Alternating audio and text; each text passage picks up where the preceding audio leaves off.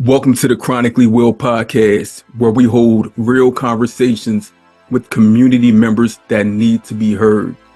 On today's episode, I have Anita, and Anita is someone who I came about in the diabetes online community many years ago. Probably when I first joined, maybe like 2019. So it's been half a decade.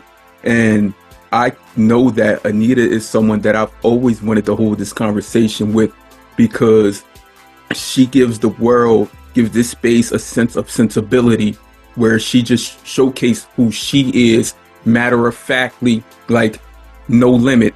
And if you know me, I'm from that era, no limit soldiers, and she's true to the game. So Anita, I appreciate you for joining me on this journey. Please let the world know a little bit about yourself. So my name is Anita Nicole Brown. I am a type 1 diabetic. I am a ballroom dancer. I am a dance instructor. I am a bowler. I am an actress. I'm just a little bit of everything. So yeah, I'm also probably one of the people that you really don't want to annoy, tick off, or bother now that we have the online community thingy. I try my best to censor my true thoughts so I don't offend people. But I think this year I'm tired of doing that. So if people get offended moving forward with my stuff, yeah, y'all might as well unfollow me now. So yeah. I feel you on that. So you just mentioned a whole lot, and I jotted it down because I want to get back to it. But at the end note, how you stated that you're someone who they basically don't want to tick off or annoy. Um, I understand in this space, when everyone else, it seems like they're knocking on their doors and they're saying welcome, like it's almost like a cult. Even with people of color, like it's always the same people joining these Mhm. conferences, and it's like they don't. I know they see us, but it's like once you gain entrance to the door into the room, you become a part of the party. Like Tupac said, how he said he picking a lock coming through the door blasting. When he see people in there throwing salami around, having fun with these people, instead of picking a lock coming through the door blasting and changing the scene, they're throwing around salami and meats and cold cuts also. Like that's the crowd they've been looking for. Me personally, I don't want to go there by myself. If I'm going, I'm bringing my people with me, because when I rise, we rise together. There's no way. Like, I've reached out to all these organizations and I've told them, if you're going to invite me, I'm inviting 5 or 10 more people with me. And that's usually when the door shuts. But But this thing, that's go but at ahead. the same time, that's also on us as the Black community, Mhm. because sometimes, and even if you look at our past, all the way from Africa to here, a lot of the times when we get promoted, we stop thinking about trying to raise the level of everyone in our community. You see what I mean? And it's Wendy, been in our history for so long.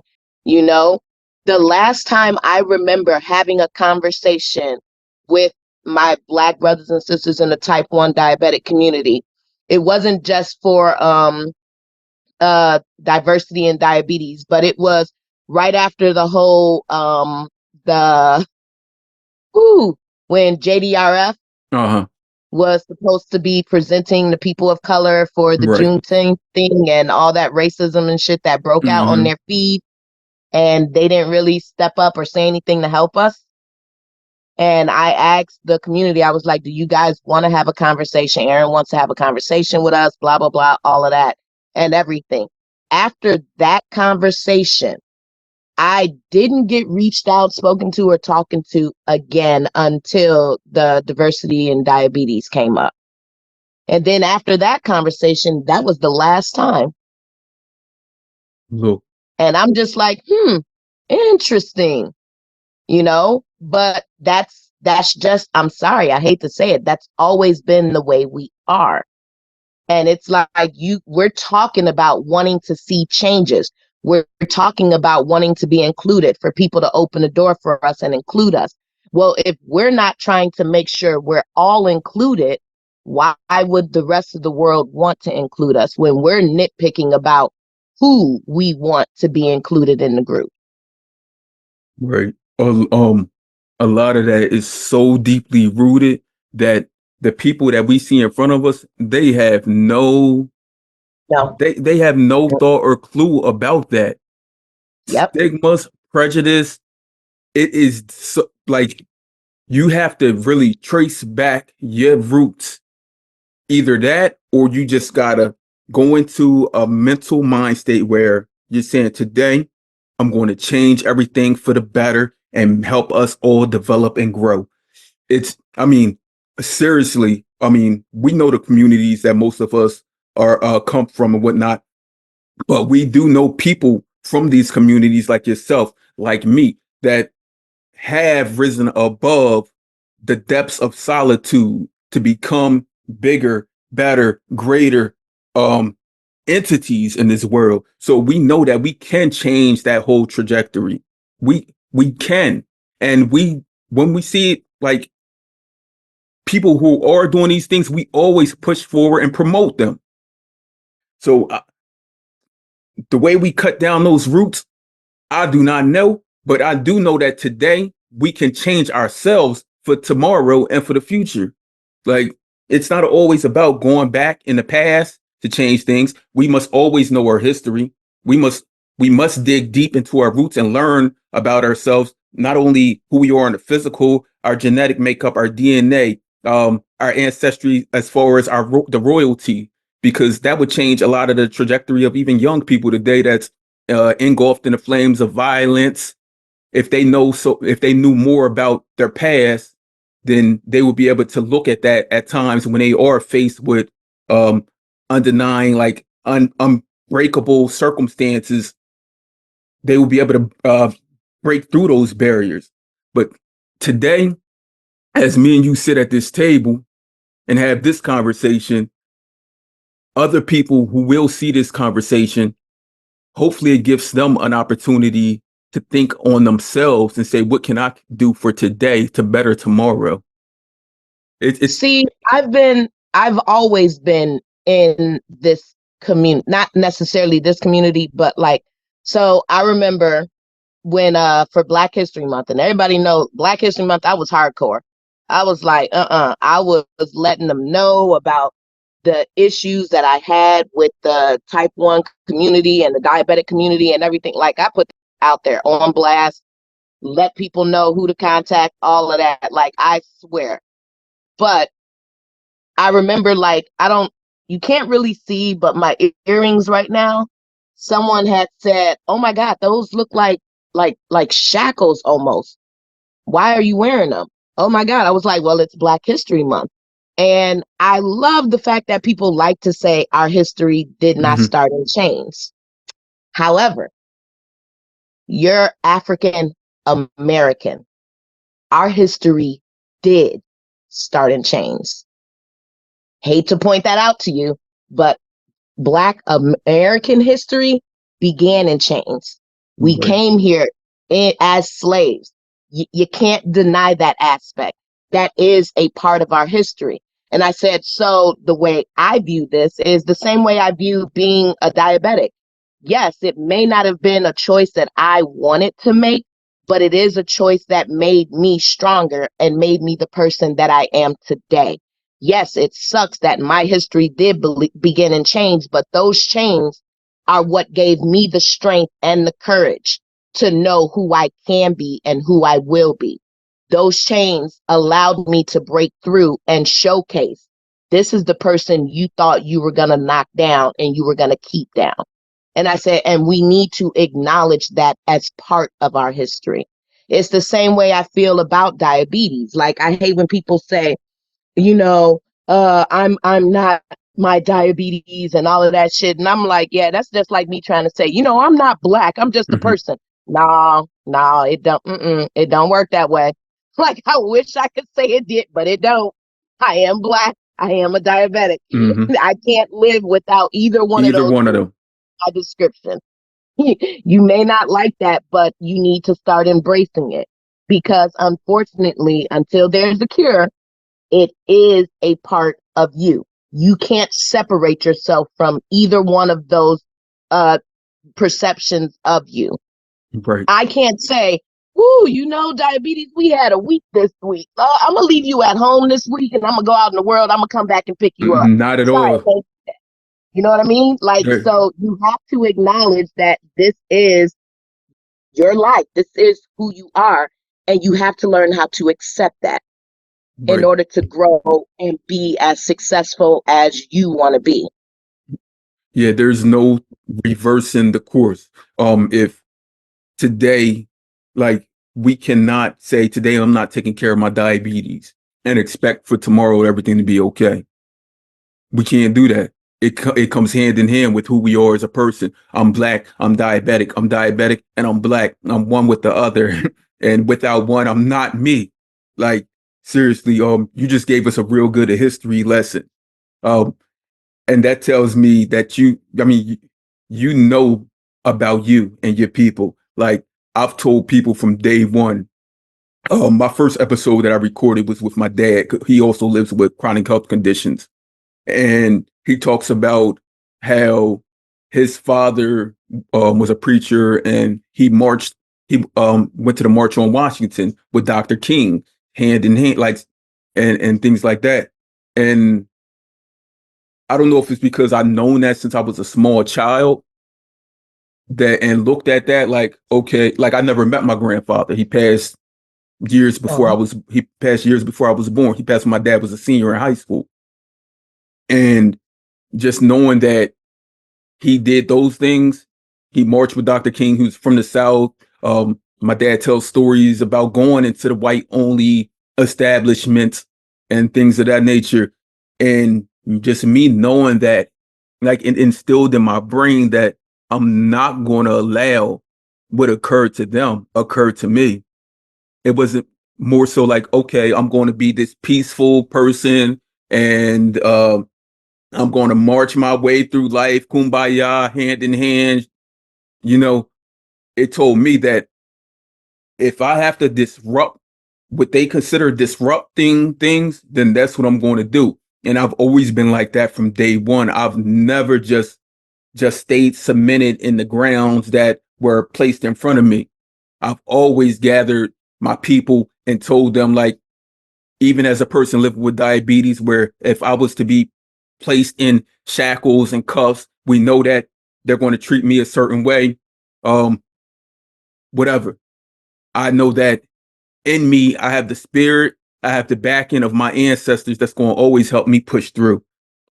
And you gave that history lesson with just being a person with diabetes, because we know that in 1922, when little Leonard Thompson got that first dose of insulin in Toronto, there was a lot of little Leonard Thompsons in our community that didn't get that dose of insulin till decades later. At that University of Toronto, there were no children of color. That hospital did not treat people of color. And just knowing that and knowing the That history, was back in the 20s, though. That yeah, was the time that existed then.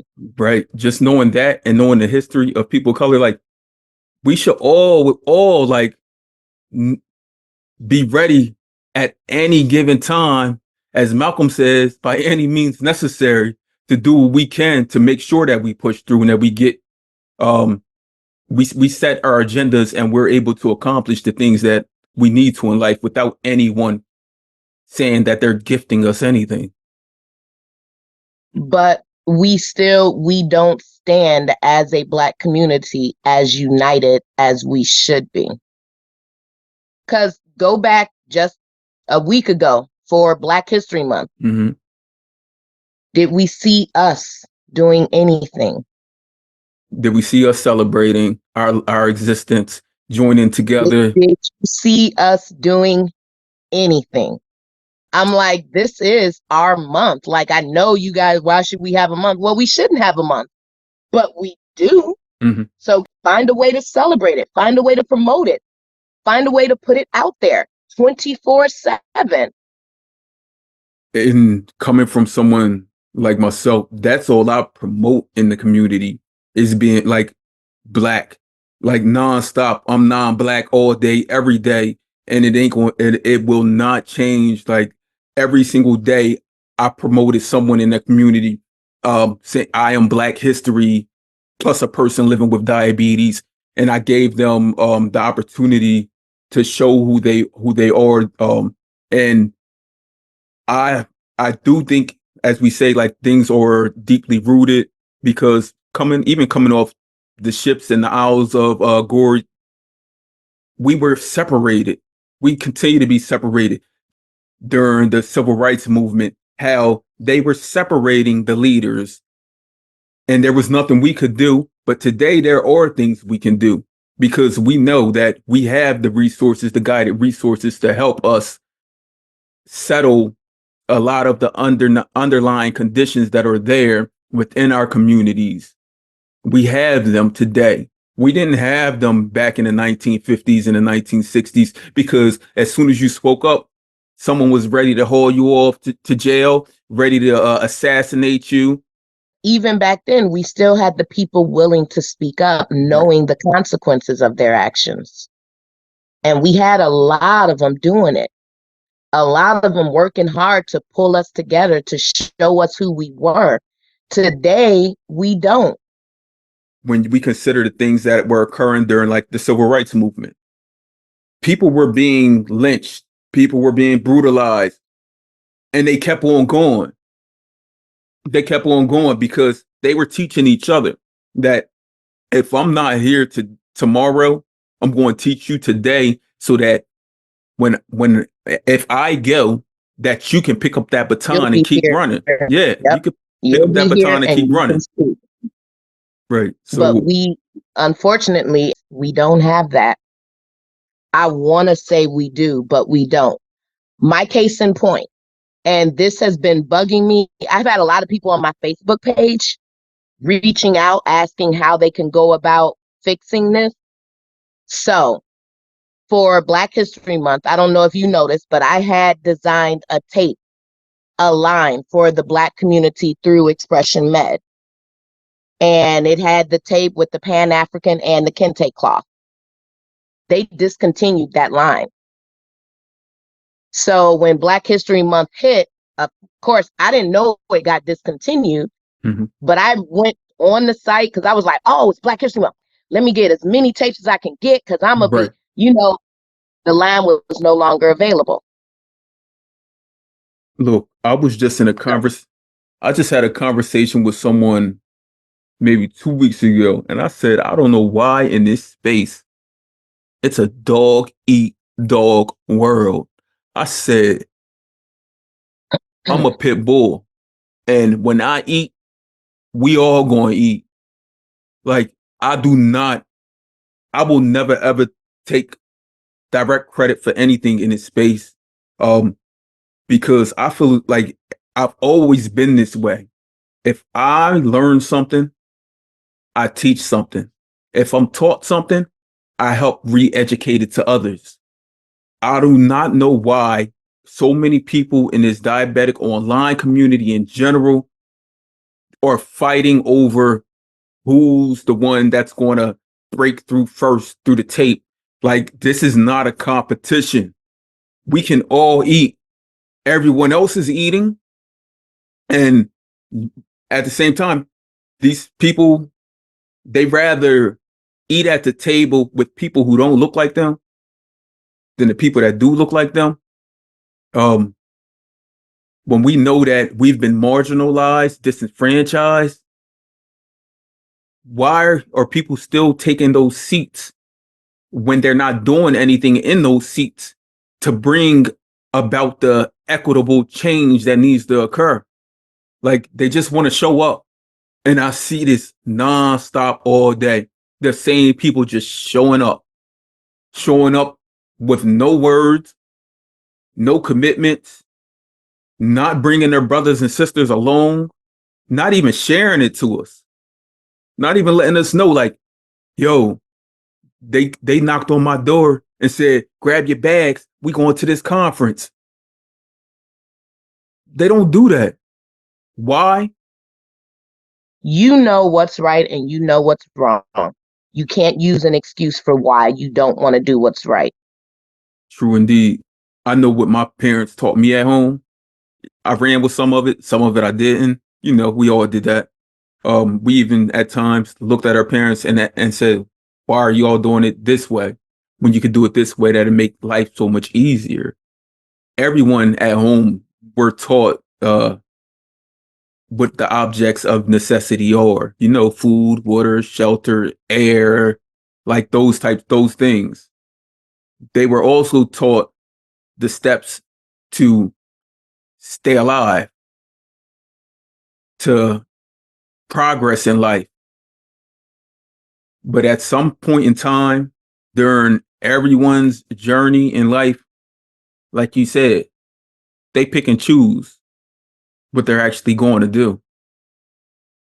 And if it's not instilled in someone's mind, body, heart, soul, spirit by a certain age, a certain time period, some people I look at and like, I'm going to keep on educating them, but we know.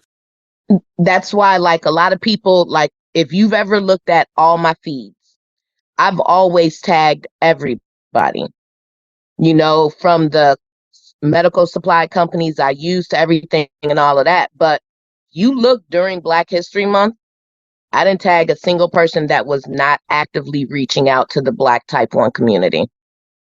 I showed off their devices. I showed off the skins that I was using and everything, but I didn't tag a single one of them. I didn't tag, I didn't hashtag, I didn't do any of that. Not for Black History Month, because y'all failed. When I designed my tape for Expression Med, I told them it was to bring some type of representation to the Black type 1 community. I was like, you guys have, like, their tapes are nice and beautiful and everything. And I said, but they're lacking, even in the advertisements and things like that. I think it's been 2 of us that have designed for Expression Med. And the other designer, her designs are still on there. But her designs are based off of her paintings. My designs are literally based for the African American experience. But my designs were discontinued, but hers were still there. So on the site, and I hate to say it like this because I know Expression Med probably gonna backlash me, but now I said I'm done with it. They now still have their token Black designer on the site where you can still purchase her tapes. But you don't have 2 of them now because my tapes were discontinued. I'm like, oh, so we going back to having that token. As long as you got one, you fulfilled the diversity requirement. Awesome. I was just like, all right. They filled up the Interesting to status know. quo. Yep, the status quo has been met. I was like, nice job. Okay, I'm just going to leave it right there. We know throughout history, these things have reoccurred and reoccurred. That's why it's wild to me to know that no one is throwing a brick through that circulating fan and stopping it. Because we know once that fan stops circulating, the heat's going to come. I wasn't even informed it was being discontinued. So I have no idea as to why. And quite a few people on my Facebook and everything, they were just like, what do we have to do to find out why this happened? How do we fix this? How do we? And I said, all I can say is reach out to Expression Med and ask. I said, because I don't even know what happened. But it was only my non-diabetics that reached out to ask how they could help fix this. So when I noticed that, I was like, I don't have that fool me once, shame on you, fool me twice, shame on me. No, fool me once, we done. Done. We ain't gonna do a fool me twice. No, we done after that first one. So I know exactly where I stand right now. This conversation, like all conversations, or everything I need especially in that moment, because I don't know if you know this, but I've been a media literacy instructor for the last near 10 years. And I teach students at an alternative school, and I teach them more so about creating their own media so that they can be able to better understand who they are and change the trajectory that is their lives. So we start off with we have a huge lesson on creating our own brand, where students actually make their own brand, identify it, and they create a path or journey to becoming that and making their own legacy.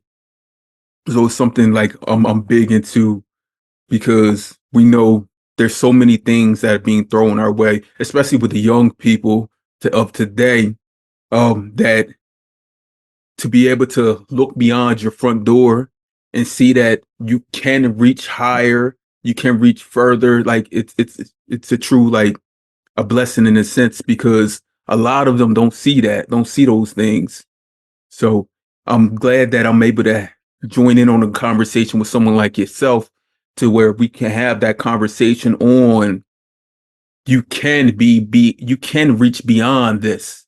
Um, and if people are in your way trying to basically snowball you, or they're not promoting you, pushing pushing forward your image, your brand, your likeness, that you know will help better serve and do for our community, then sometimes we just gotta whisk them out the way, hop over Yep. them, even if that means we gotta throw some bowls to break through. Like, we gotta do what we have to do to make sure that our messages are relayed in the way that we have written them. Our legacies are portrayed in the way that we have submitted them, because we hopped on these paths and these journeys to get to where we want to be in life. And if we're teaching our young that they can hop on these journeys and paths to get to where they want to be in life, then we got to show them by being unapologetically ourselves.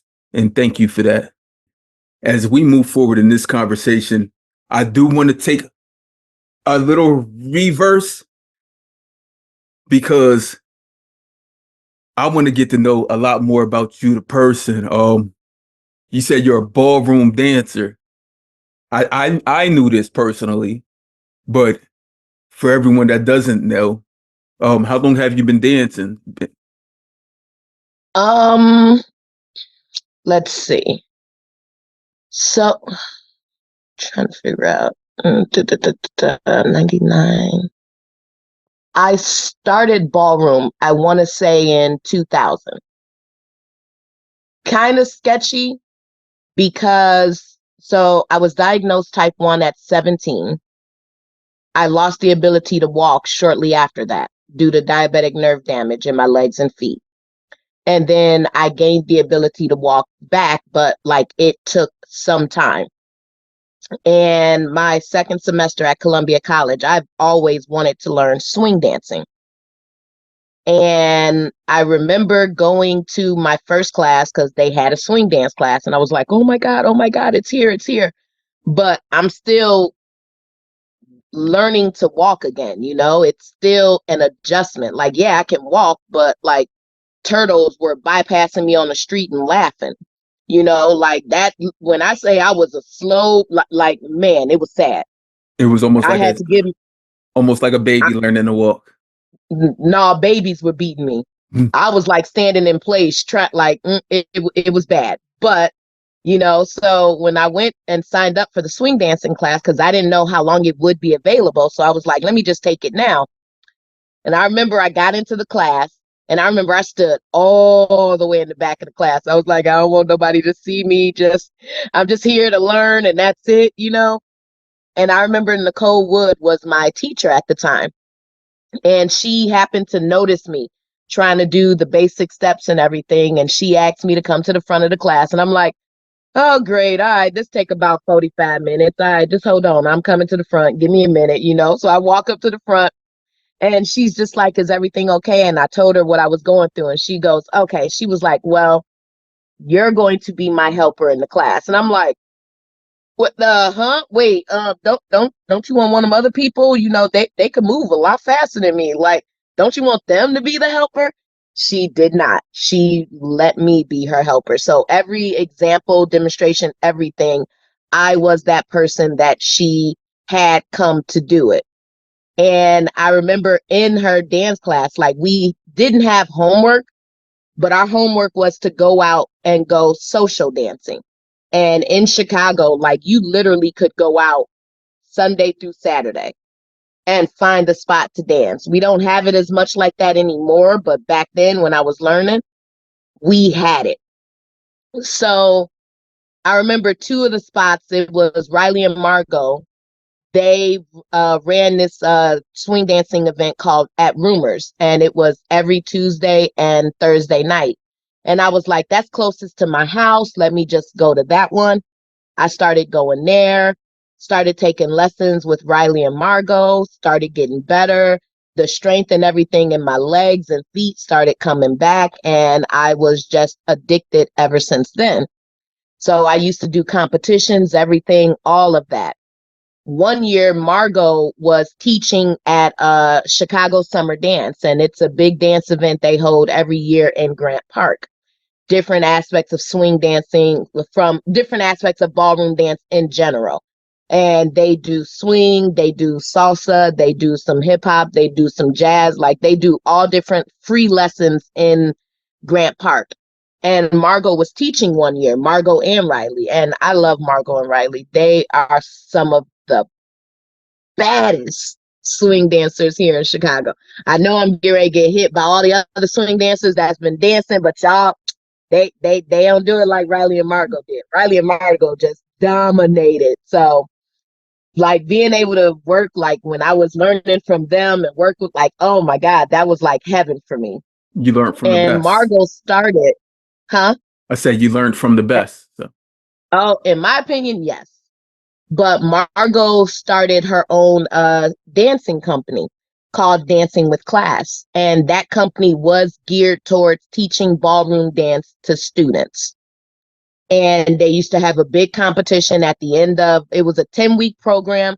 You learned 10 different styles of ballroom dance. You went and competed with other schools that learned the same dance. And, you know, you got like an award ceremony, all of that and everything. And Margot reached out to me because I had some parents that were taking the lessons from Riley and Margot, but their kids, Ray was like, no, no, just go over there and play.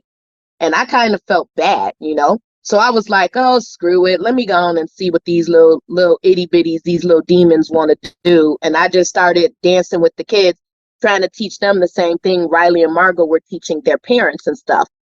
And Margot saw me and she reached out to me and said, would you be interested in working with kids?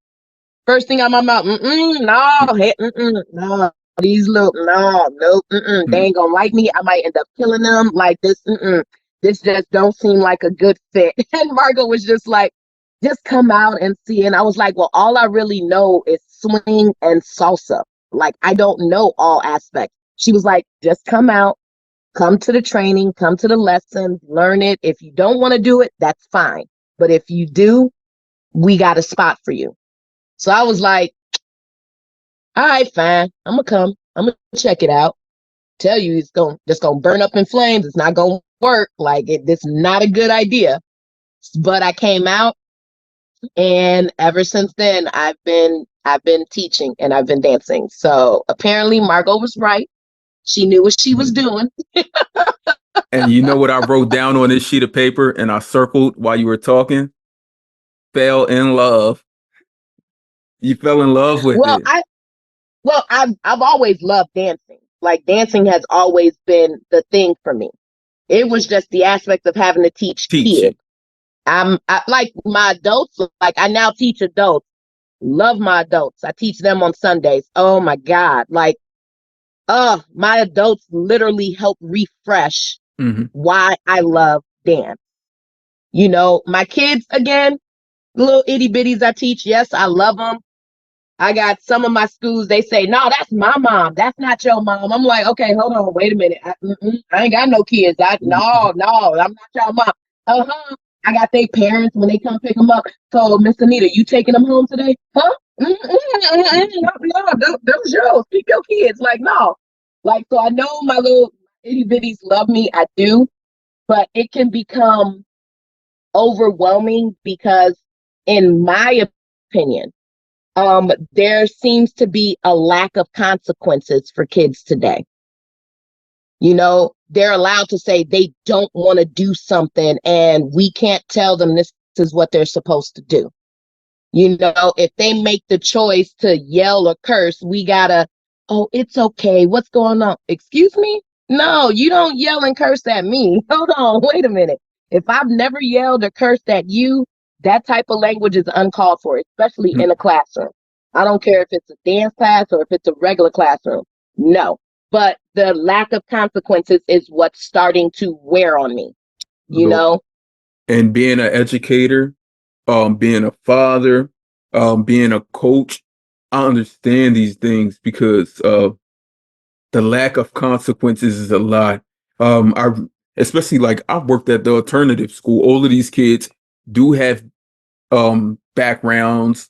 Um, a lot of them have been in and out of prison, foster care, different things that have affected them. They're in physically and emotionally. And when I tell them when we're creating like clothing or music video, recording music or whatever, and I tell them, well, if you're going to act that way, then you're not participating. And people look at me like, what? You're Like, the bad guy. I mean, even the kids look at me like, how can he say that? Like, I'm here. And I tell them, I'm not forcing you to do anything. If you don't want to be a part of this, then you can sit to the side. But if you want to be a part of it, you're welcome in to this society. And I teach I coach my daughter. She is 7th grade. I coach her track team. And I let them know also that she goes to an all girls school, all black and brown girls. And I let them know on the track. If they don't want to participate, I'm not going to force them to. Just know when we have our meets, you won't be participating because you have not been trained to do this, to be like even trained in the aspect of just being able to like physically run, physically take care of your body and well-being and being able The to breathing identify. and everything and Yeah. all of that. Yep. Yeah. I'm like, nope, it's not happening. They look at me like, Coach Will, we can't go talk to your mom. It's like I was teaching my students yesterday, teaching them a dance me and my little sister used to do all the damn time. I swear it was one of our favorite dance routines. And it was to Montel Jordan's This Is How We Do It. Mhm. So this is straight old school. Like me, yeah. And I'm teaching it to my kids and the steps and stuff. They're just like, oh, Miss Anita, can we take a break? I was like, y'all been dancing for like 30 seconds. You need a break. Get back on this flow. Let's go. 30 more seconds. Can we get some water? Can we do that? I was like, you ain't danced enough for some water. Come on, let's go. Get back in line. Let's go. Like, let's do this. They were just like, oh, this is child abuse. I was like, dancing is child abuse. Y'all really need to get it together. Let's go. Get back in Right. line. Let's do this. You're not I'm on a like, football oh my, field. You're not on a football field in 100-degree weather wearing thank 30, you. 30 pounds of equipment and a helmet. Nah. I'm like, y'all acting. And then, like, some of them, I was like, which one of y'all said y'all were dancing? Oh, I'm a dancer. I can do this. I said, no, you want to be a dancer, you need to learn all aspects of dance. Yes, you can have a specific concentration, but to be a successful dancer, you need to learn them all. I said, I've been at y'all schools since, like, some of them I've been there, they've known me for a while, about 4 years now or so. And I said, I started here in ballroom. I said, but I'm teaching y'all hip hop. I'm teaching y'all Afro. I'm teaching y'all some jazz. I'm teaching y'all old school hip hop. I said, as a dancer, that is your responsibility to know dance. And I said, and if you don't know dance, you cannot call yourself a dancer. And I said, and all this TikTok dancing for 30 seconds and everything, I said, no, that's not dance. I said, that's not dance.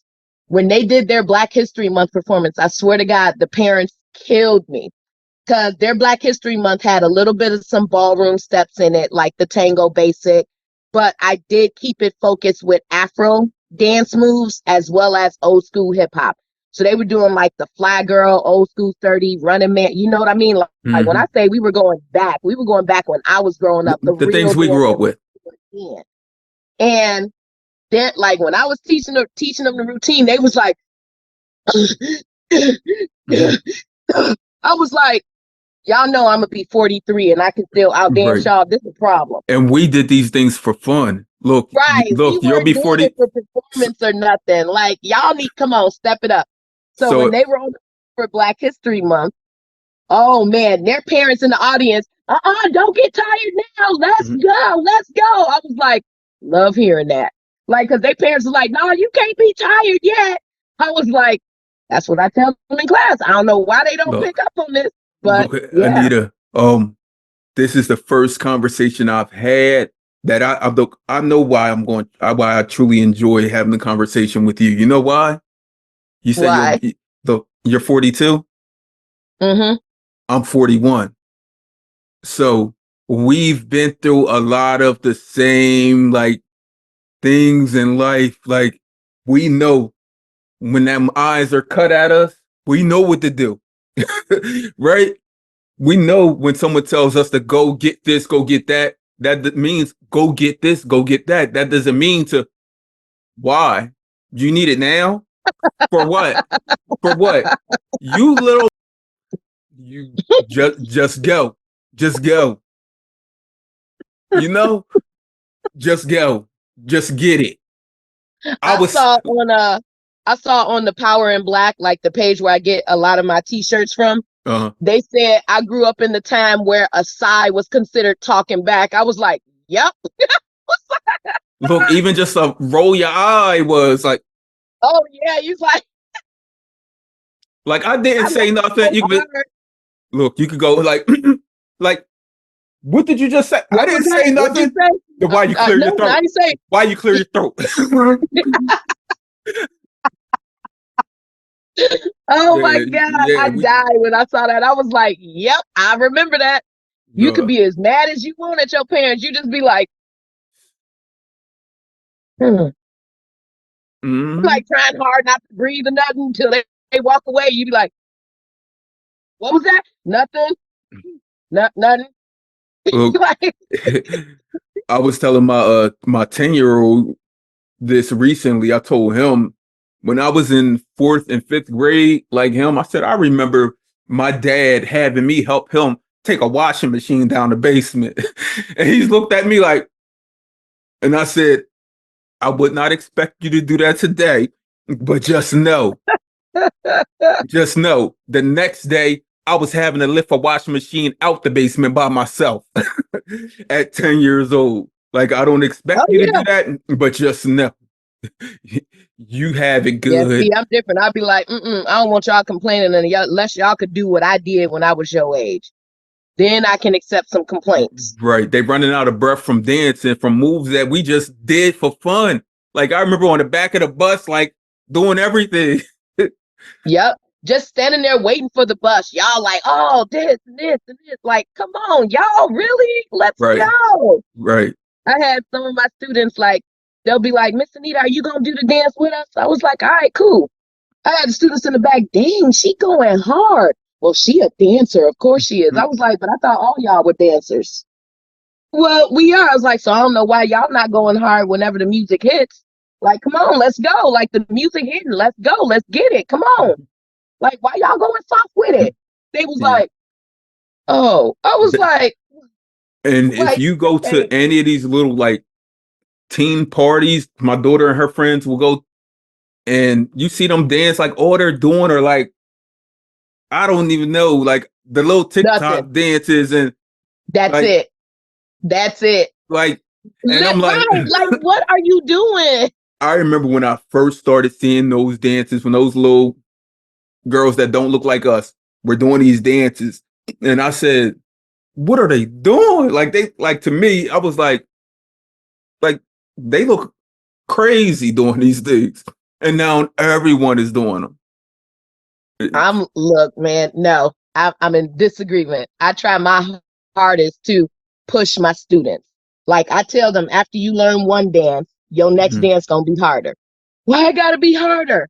And I said, why do you think it gets harder? So now whenever I say that, if they got a new student in the class, because I'll get new students randomly jumping in, and they'll be like, it gets harder so we can get better. And I was like, that right there. I was Right. like, you can't get better unless you're constantly being tested.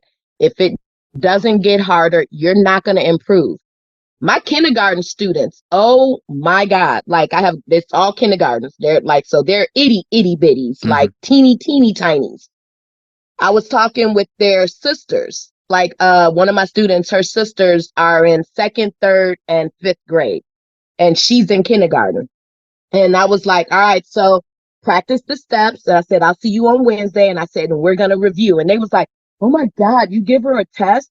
I was like, I asked her, I said, how do we do your test? And so I was like, you want to show them? And she goes, she nods. I just put the music on. She started doing it. And I'm looking at her. She goes, no, do it again. Because she did the wrong dance move. So I started the music over and she started doing the right dance move. Her sister's looking like, how does she know? I said, that's how I test. She knows once that music hits, she knows how to count herself in. She knows how to find the beat and she knows the steps that she's going to do. I said, that's the only test I give. And they looking at her like, but she in kindergarten and she knows. I said, yes. I said, because I constantly review with them. I said, yes, they're in kindergarten. I said, but they're capable of doing the dance just as well as any fifth, sixth, seventh, eighth high school student can do. I said, your age does not dictate whether or not you can learn a dance. It does mean it's going to take a lot longer Right. Just to off teach of, you the same yeah. routine. Right. But it doesn't mean you can't learn it. And they were all like, are you going to come back and like teach us? Like, can you teach us? I'm like, oh God, man, I can't catch a Because break. I Like mean, these we kids keep know, wanting me to come back. look, we know if we teach them early, they will take it and run with it. And they will add, Mm-hmm. they will ask for more. Like the earlier you teach them, it's like the basic lessons in life. If they're learned and instilled early on, even if they don't continue them like daily, something's going to pop up and they're going to be like, When it oh comes yeah, back. yep. And it's not going to be deja vu. It's going to be reality. Like, because this truly did occur. Miss Anita did teach us this at this point in time. So yeah, I mean, that's part of, that's a part of God's work. God's plan. Like, you're doing it. You're making it happen. I'm trying, Look, but I do love teaching my adults though. we all are My trying. adults told me, my adults told me last week or Sunday, not last week, blah. They said because they're doing strictly all ballroom. And they told me because ballroom is a lead and follow. Typically the gentlemen lead, the ladies follow. And and I have to teach them, you have to follow. And you know the women, I'm not submissive, I'm like, Hmm. I'm not saying that, but in ballroom, your moves don't come until you're led into them. Has nothing to do with you being submissive or anything and all of that. It's just that's how ballroom dance is. It is a lead and a follow dance. They told me last week, just from doing the ballroom, it gave them insight into their relationship with each other. She said, one of my teach students, she goes, she's starting to realize when he tends to do this and this and this, instead of giving him time to learn it, she's like, well, you got to do it like this, and you got to do this, and you got to do this. But she was like, but in the ballroom, I tell my follows, if he doesn't learn the step, don't move. Wait until he can lead you into it. I'm going to work with him so he understands that lead, but you got to give him that time to lead. And so now they was like, they're starting to see from the way they originally acted, how they may be acting in their relationships and what they need to pull back on and stay on and all of that. I swear I almost cried. I was just like, I thought I was just teaching y'all dance. Like, I wasn't trying to teach nothing else. They was like, no, I was teaching them life lessons and things like that just from ballroom dance. So they almost made me cry in my class. You are not only a person living with diabetes, um, a Black woman living with diabetes. So two things that's placed on top. But you, you are a teacher, an educator. You are an entertainer. I don't know if people know this, but I'm going to tell everyone right now. If you check up her IMBD, search for Anita Nicole Brown, you will find this celebrity in our community. You will find this celebrity in our community, and I hope that you are recognized as that, because we need more people that look like us that are doing the things that it takes to manage nonstop, more than 24/7. But you are living, you are thriving, you're having fun, and you're disrupting the narratives and everything. You're doing everything. You got your foot on the gas. Like, you're doing everything you can. And it just shows people, like, yes, I'm managing a chronic health condition as a woman of color, but at the same time, I'm doing everything to keep filling up my bucket, and just living life. Because one of the first conversations I had with you, this just reminded me when you told me you were a ballroom dancer, was maybe like 4 years ago, and it was when you were going through frozen shoulder, and I Adhesive remember, capsulitis. yeah, yes, what it is, yep, adhesive capsulitis, my fault. And I was at the same time going through it, and it's been off and on. You know how it comes back sometimes. It hits harder, Mhm. because for me, at least since maybe 2012, I've gone through all physical therapies. I have not done the surgery route. Oh no. Right. They even injected me with steroids, not even wondering about my blood sugar. But see, I got lucky because like one of the things I like, and again, like I said, I've said like when I was invited to the Beyond Type 1 event where it was about the lack of and all of that. Remember, I told you, I said the door only tends to open up for us when they're talking about the difficulties of getting and maintaining supplies and all of that stuff and everything and stuff like that. Like, that's the only time, people of color get invited. Mhm. Nobody has invited me to, man, Anita, 25 years? Oh, you overcame this and this and this? Ooh, how'd you do that? I don't get invited just to have a simple conversation with people about the benefits and the pluses and stuff like that I've overcome. No, I only get talk. So how hard was it for you to get this and this and this? I was like, actually, I really don't have an issue with that. You're assuming because I'm a person of color that I must have a problem obtaining. The only time I have a problem obtaining is if my supplies are back ordered at my pharmacy or if my doctor has yet to refill the prescription. Outside of that, I don't have a problem getting my supplies. I really don't. And I don't like the fact that because I'm a person of color, that's the first thing. Oh, First she thing. must have a problem getting her. That's gotta be like, no, I don't. But I have, like, all my doctors have been minorities. Same. And over, I want to say 80% of my doctors have been women.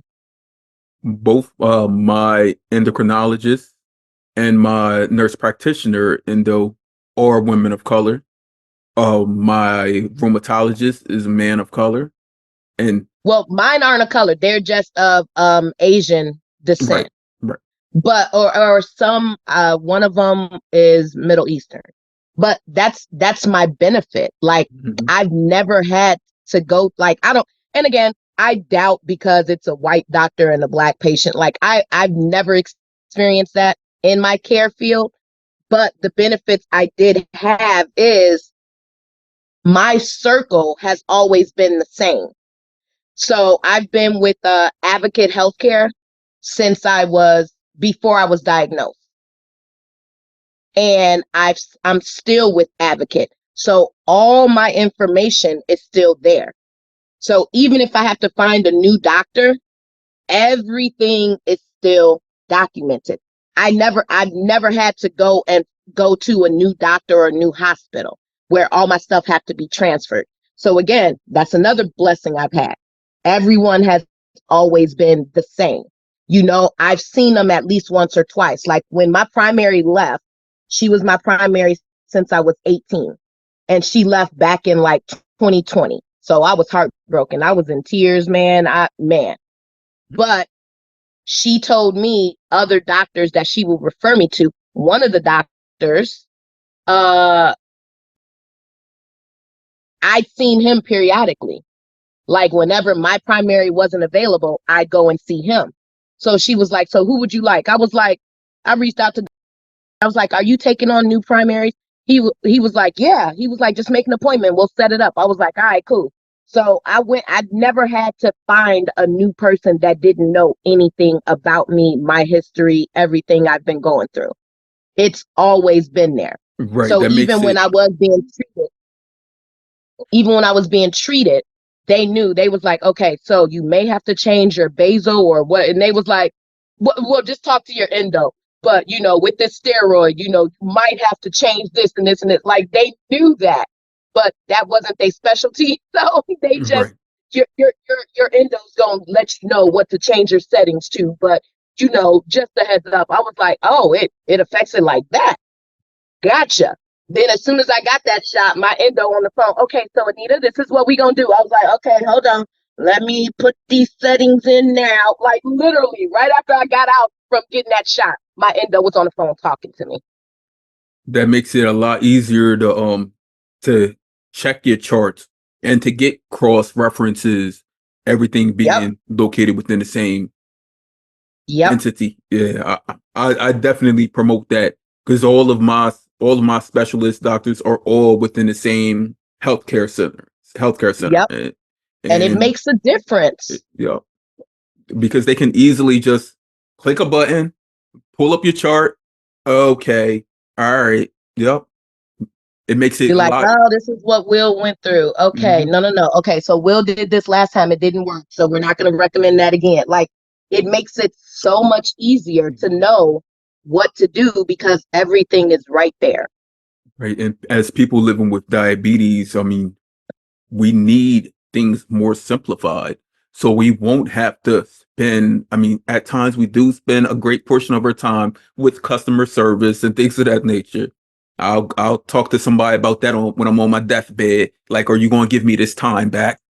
Like seriously, but we do need things simplified at times. So we won't, because we know the elevations of stress, how they act on our blood sugars, the adrenaline spikes, all of those things. I mean, you being a woman, so many different hormonal influctuations that alter any natural state. And I always commend our women seriously because But that's also why, if like when my mom was alive, oh God, she told me, she was like, God, Anita, sometimes you just don't give. I was like, I don't. She was just like I remember when excuse me. I was like, look, man, I done had this disease. I think I was maybe at the most 8 to 10 years in. And I was like, if I got a stress and everything and issues, my glucose levels up, that just tells me I don't need to give a. I'm sorry. You may see this as a bad thing. I see it as I'm taking care of me. So when I don't give a, I'm worried about my health. So I ain't gonna stress out. I ain't gonna do none of that. No. If y'all think, look, and like I've had so many people be like, damn, she be acting like she don't care. Probably because I don't. Like, I'm sorry. I'm not trying to kill myself look, over we got worrying about my health. I, so many I other ain't got stones time for being that. thrown at us. Yep. Right. So So, when people be like, damn, she act like she don't give a, because I don't. I'm sorry. And this is as a person that is living with the chronic health condition, but look at her. She's alive, not just alive in the sense of living, but she's alive, like living her with her best foot forward. And, she's doing what she wants to do. And I'm going to tell you, like I tell everyone when I see them complaining about so many things. And I've been saying this since I used to work for a large retailer as a supervisor. And I used to tell people, take yourself a FTS day. And they'd be like, oh, you drinking water. I don't know if I've got to wait. And they'd be like, a FTS day. I said, yeah, for real. We all need it. Because look, I see a lot of these little knucklehead kids taking that day like every day, and they look like they living their best life. And we over here like, I can't Like, even carry this. What's going on? Like I told, on my feeds and stuff, I told my my diabetic community, I was like, Sunday is the one day where I might test my glucose levels or something, figure out what they doing, but I really don't. Sunday is my day where I'm like, what? Oh yeah, I do got diabetes, and I will eat a whole pizza. I will do like Sunday is my we ain't caring about a goddamn thing day. I'm gonna eat whatever the fuck I want. I'm gonna do whatever the fuck I want. If I scan and test my glucose levels every now and again, hey, that's good. If I stay within range, ooh, I'm shocked, but I'm not planning on that happening. I'm like, Sunday is my day to be like, I don't care. look, and This is all me. Monday you're back to work. So Right. Monday, I got to go back and doing this every day. But Sunday, nope. Sunday, I scan. Ooh, I'm hitting 200. All right, let me get some low insulin and let me go and get that 12-inch pizza. Yeah, extra sausage and pepperoni. Oh, no, get the Pepsi. All right, let's go. Like, that's my Sundays. I'm sorry. My Sundays are my day. It is all me. That's it. We ain't worrying about, oh, I went high. Yeah, we went high, but we gonna bring it back down. That's okay. I got the rest of the night to work on that. Like that is what my Sundays are. I'm like, we gotta give ourselves something because some grace. and even my endos and stuff, they was like, they're surprised. Like they was like, my A1Cs are good. They're not shocked. They was like, well, whatever you doing working, so go.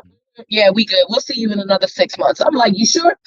Allows you to be you, like fully, as long as you accept who you are. We know there are stigmas that are placed upon people of color, women of color, people of color with chronic health conditions, people just with chronic health conditions. You have all of this. You have this entire ball. It's like, you remember growing up, we had the magic 8 ball. You shake it up, which one's going to pop up? Oh, woman of color. So are you telling me that this woman of color has this attitude? I just had a conversation with my daughter about that, about her teachers and her principals at school. I said, if someone tells you you got an attitude, I said, call me. I said, because I know what your teachers look like. I know they don't look like you. I know the head of school does not look like you. I said, I do not need them to even think think that you young women of color have an attitude just because you're a woman of color. Just let them know you're an adolescent, a teen that's going through the ways of life. But even in that scenario, there are ways of still being able to get your point across without it seeming as though you have an attitude. Because I've told people, and like I'm very blunt, but I also know certain situations where I need to tweak the bluntness because I am in a professional setting. And even at my part-time job, I work a part-time job on Fridays and Saturdays.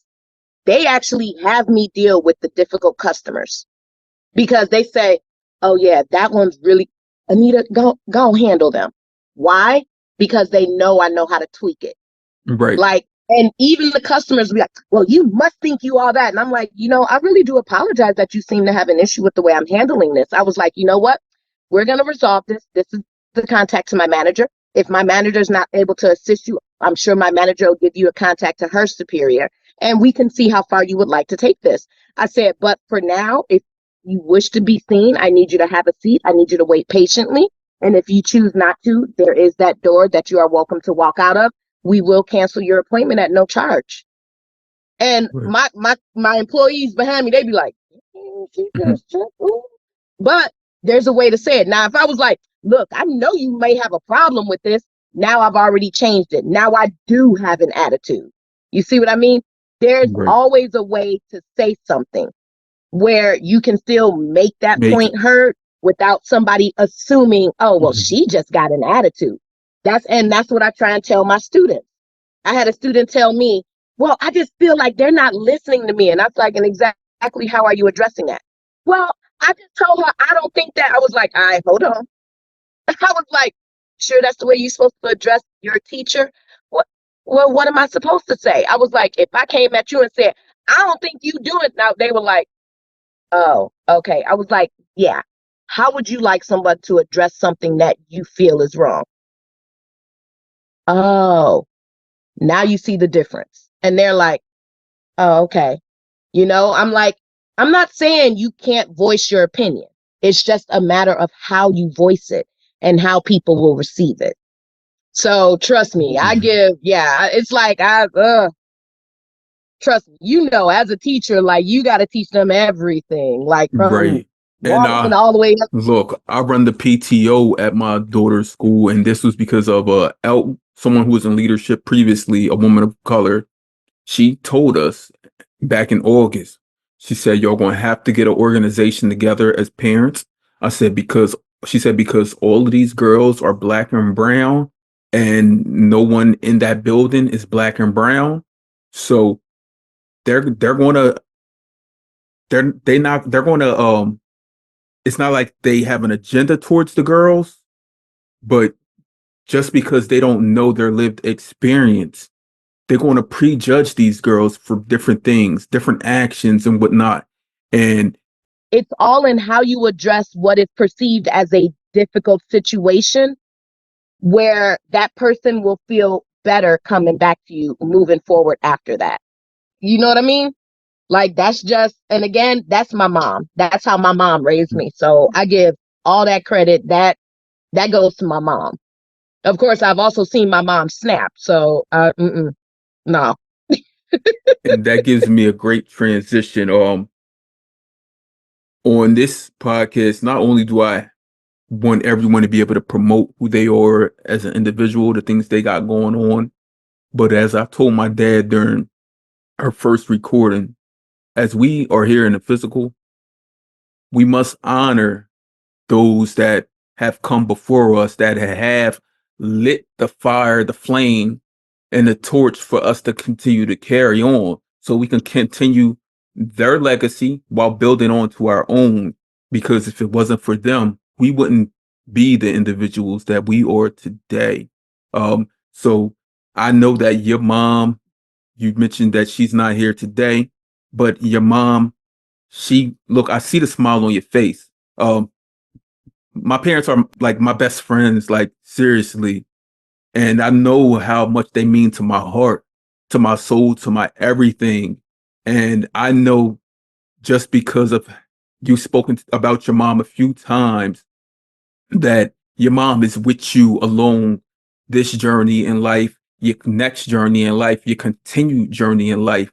And I just want to just give a moment right here while I honor your mom and I tell her I thank you and I appreciate you, because the woman that you have raised, the woman that is here in front of me today, is a light that needs to shine. She's a beacon to our community. She's a beam that needs to shine through, and people should not block her at any means, because once she shines through, that gift of light is going to be shared with the community that also needs to see it.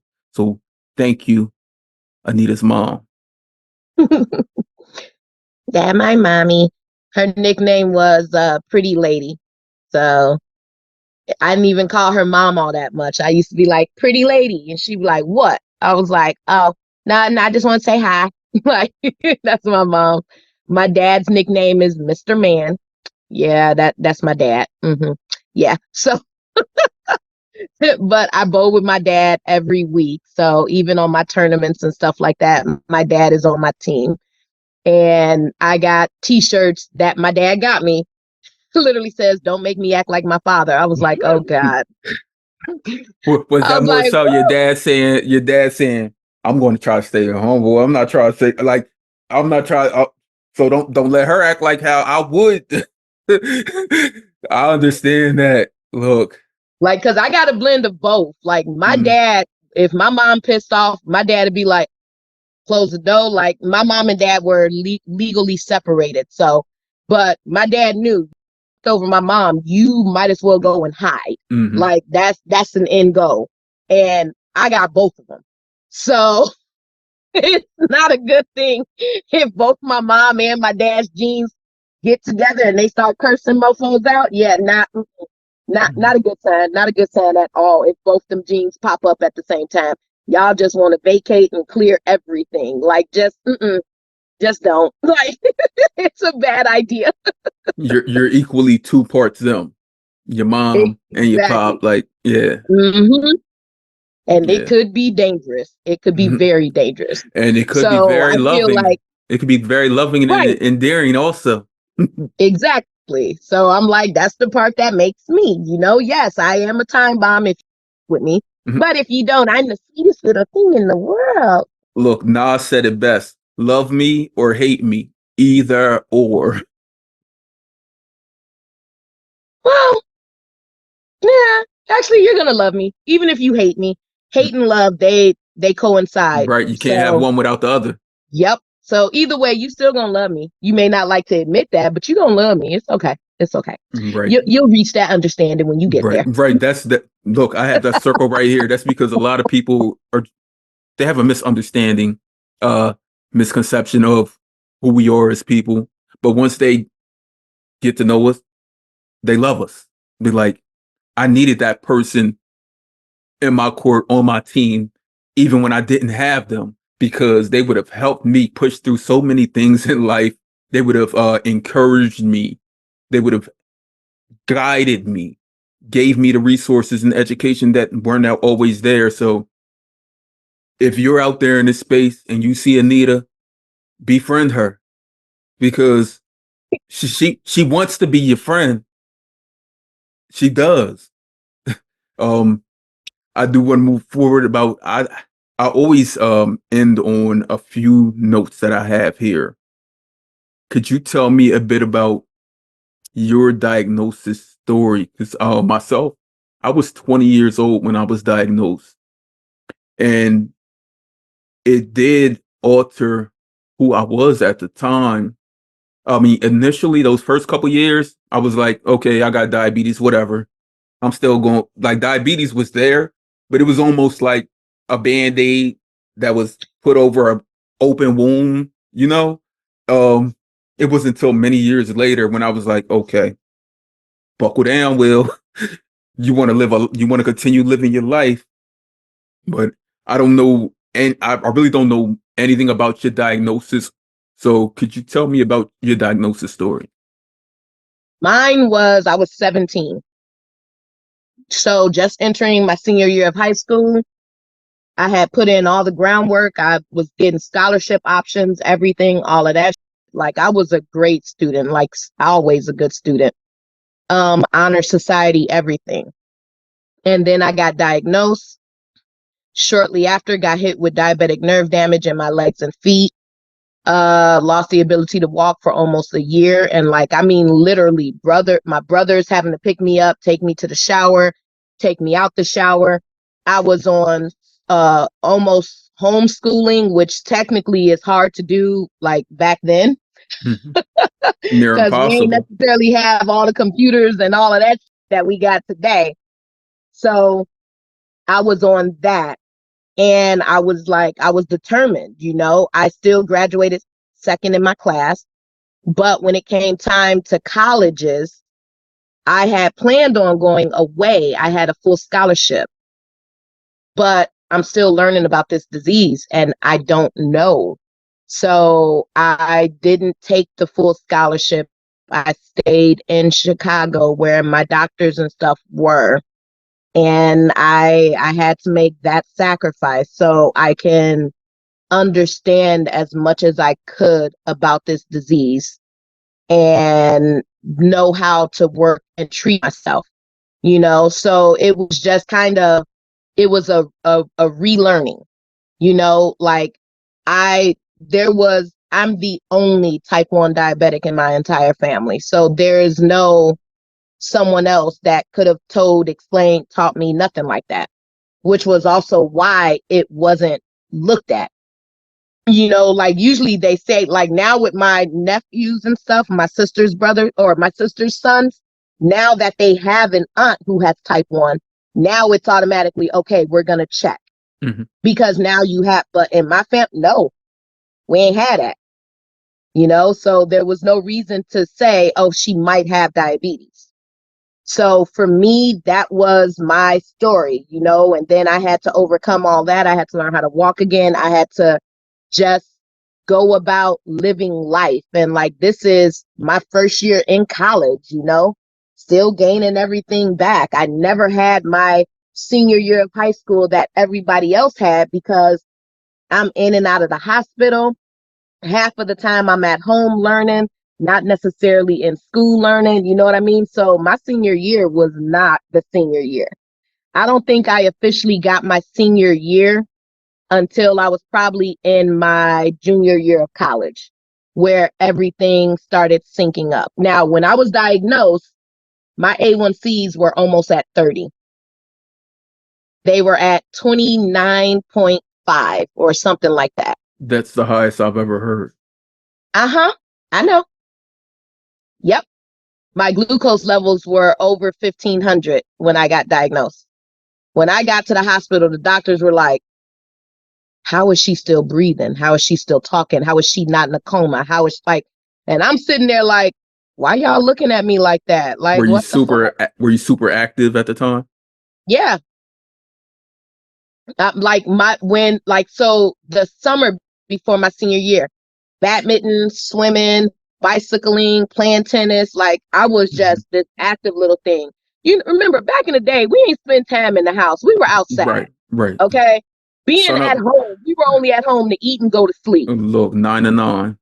Literally, that was it. So that's what I did all summer. Like, please go home. Why? Oh, is it time for bed? Let me go home. Like, that was our summers, we were outside as much as we could. So when my senior year hit, my mom was like, I had lost a significant amount of weight, but she attributed it to me being so active over the summer. And she was like, my senior year, everything should slow down and hopefully I can pick that weight back up. But I never did. So I started in September. By November, she was like, all right, we need to take her to the doctor. I got to get my checkup and everything, but she needs to figure out why I never picked my weight up when I stopped being as active as I was over the summer. And that's when my doctor was like, okay, I think I know what this is. And my mom was like, and like back then you didn't hear about type 1. You only heard about type 2 being on the news. So my mom was like, look how skinny she is. How can she have diabetes? She's not overweight. She's not this. And the doctor was like, well, there's another form. And my mom was like, the fuck are you talking about? And he said it's known as juvenile diabetes or type 1 diabetes. And she was like, well, how do we know? He was like, we're going to go and send her to get some blood work done. They also tested my thyroid and everything and stuff like that, just in case. They also ran tests for cancer because cancer does run in my family. So they were running all the tests, but that my doctor was literally like, I'm almost certain it's diabetes. And sure enough, as soon as I left my doctor's office, I think I got home from like my appointment was at 4:45. My mom couldn't get there until 5. And so I saw my doctor at about 5:15. Got home just before 6 o'clock. Came home. I'm feeling good. Me and my stepdad sitting on the sofa watching TV. I was hungry. So I was eating some chips while my mom was getting ready to make dinner. And she got a call. My mom screams out to my stepdad, call an ambulance. We got to take Anita to the emergency room. I'm sitting there like, why are we going to the emergency? I'm fine. Like, why y'all taking me to the emergency room? Like, I'm looking for scars. Maybe I didn't see. Like, why the y'all taking me to the ER? My mom didn't say nothing. She didn't say anything until we walked into the hospital. And once we got in there, that's when she was like, so the doctors think you might have diabetes. And I remember I just started crying, like, but I didn't do anything. Why? Hmm. Like, I'm a straight A student. I never cursed you out. I'm following the rules. I'm doing this. Like, why like, what did I do? Like, Right. why? Why were you And then I cursed? remember I was in tears. I was just like, I didn't do anything to get this. How is this fair? And yeah, so that was how I was diagnosed. And so from there, it was just, I don't think I got an official hold on it until about 5 years, 5, 6 years in. And that was when I remember I was getting ready to do my insulin. I was still on syringes and stuff like that. And I had went into the bathroom, and I remember I took my coat and everything. You know how the bathroom stalls still have a little see-through? Hmm.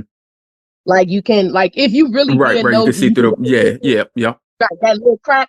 I remember putting my coats and scarf and everything to cover those cracks. I And then I remember doing remember that. putting my insulin and everything, like I'm embarrassed, like, and that's how I had always done my injections. And then I was in the bathroom doing that one day, and I'm like, why am I doing Why? this?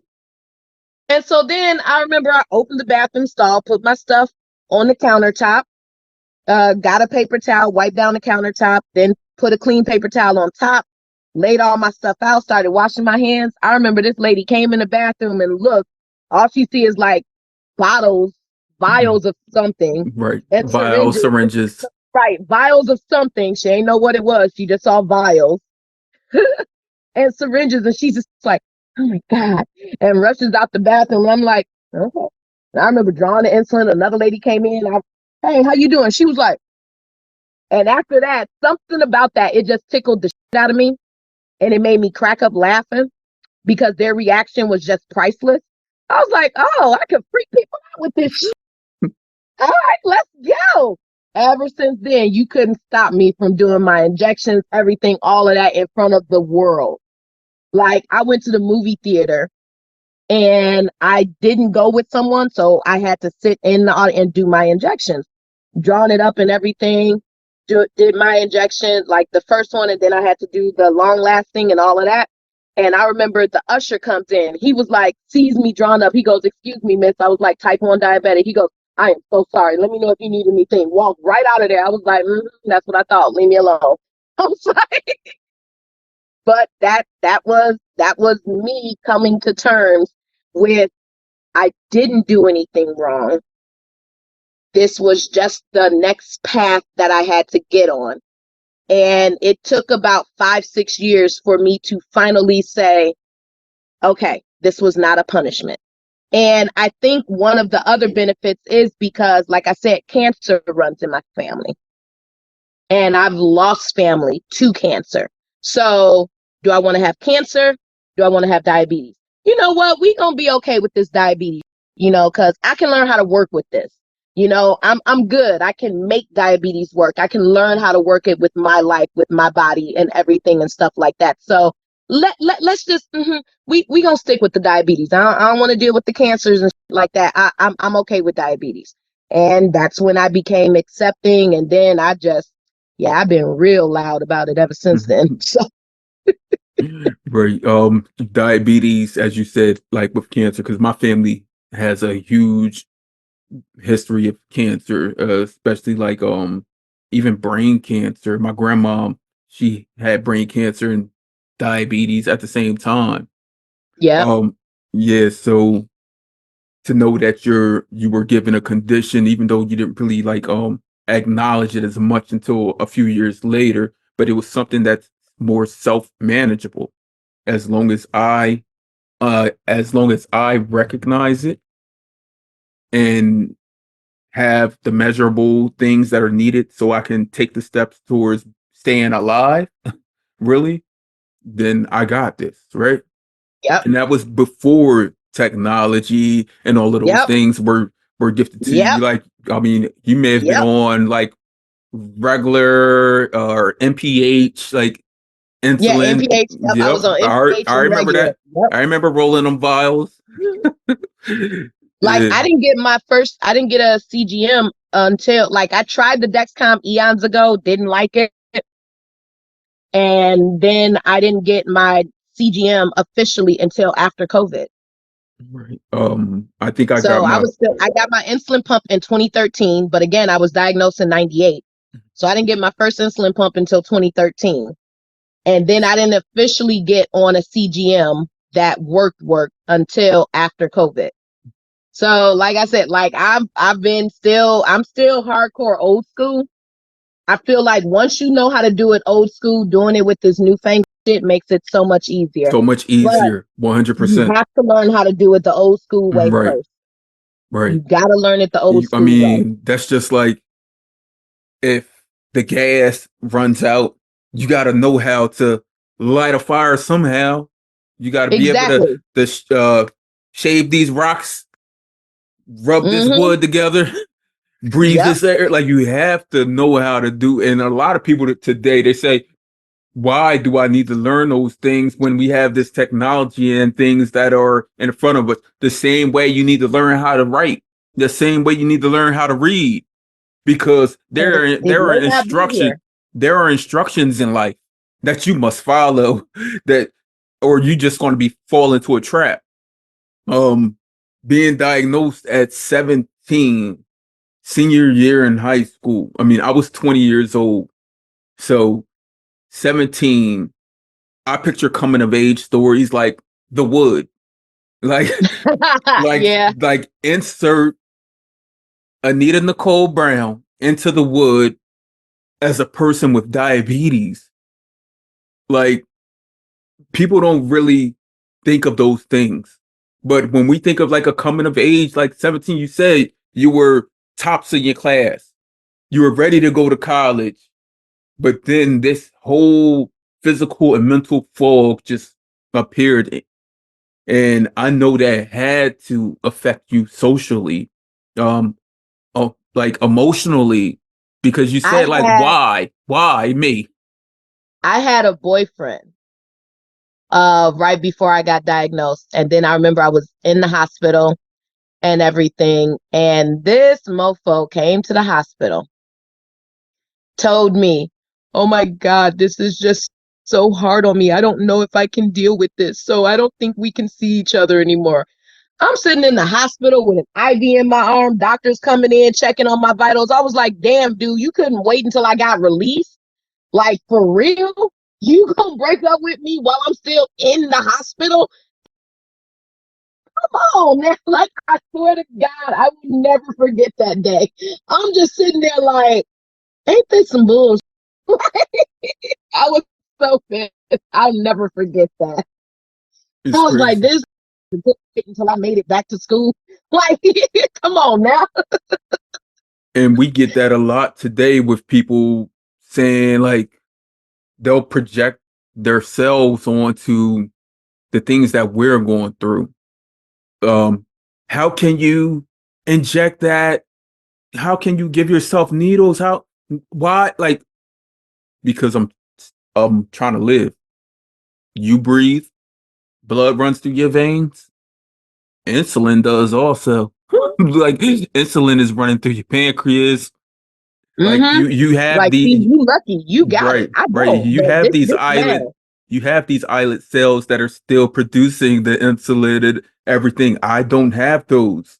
This is a tool that I need to just be alive. I'm not even like nowhere near where you are health wise, but this is what I need to try and get there. And a lot of people project that. I hear even a lot of parents do that where they're like, why my baby got, I understand that. We question, why did your baby get this? But your baby didn't actually, it wasn't a gift. It wasn't something they received. And it was just nothing that you did to give it to them. I tell people all the time, I say the reason why I got this, I've told some of my diabetics, I was like, the reason why you've got this, because They knew you were strong enough. Like, stop seeing it as it's a punishment. This was because you had the strength to do it. Like, see it as that. Mhm. Like, everything else that was being thrown at you were dodging, and everything you were doing good. And they was like, all right, we need to make sure this mofo really is strong. And this was the way to showcase the strength that you have. So don't let it drown you. Showcase that you are stronger, and then just rise above and keep going. That's the reason why we were given this. So I did jot down, don't let it hinder you, because Anita tells you, and she's told you throughout the entirety of this podcast, that she may have diabetes, but diabetes doesn't have her. The ball's still in her court. As long as she shoots the win. Well, but here's the thing, it's a partnership. Right, right. We're a team. Can't have one without the Because other. there you go. Like, I can't do this without making sure diabetes is good. And if diabetes is off, then I'm like, nah, we got to work this out together. Like, we Now, may not want to be partners, but shit, we partners now. So what the let's do this. Like, I'm sorry. This was not a partnership we planned on, but we got it. And in order for us to stay alive, we need to figure out how to make this work. Anita, we've spoken about Yep. a lot along this journey. I feel like we can talk forever. We've talked about things that you do in the community. We've talked about you being an entertainer, your family, your diagnosis story, um, acceptance, being 17, coming of age.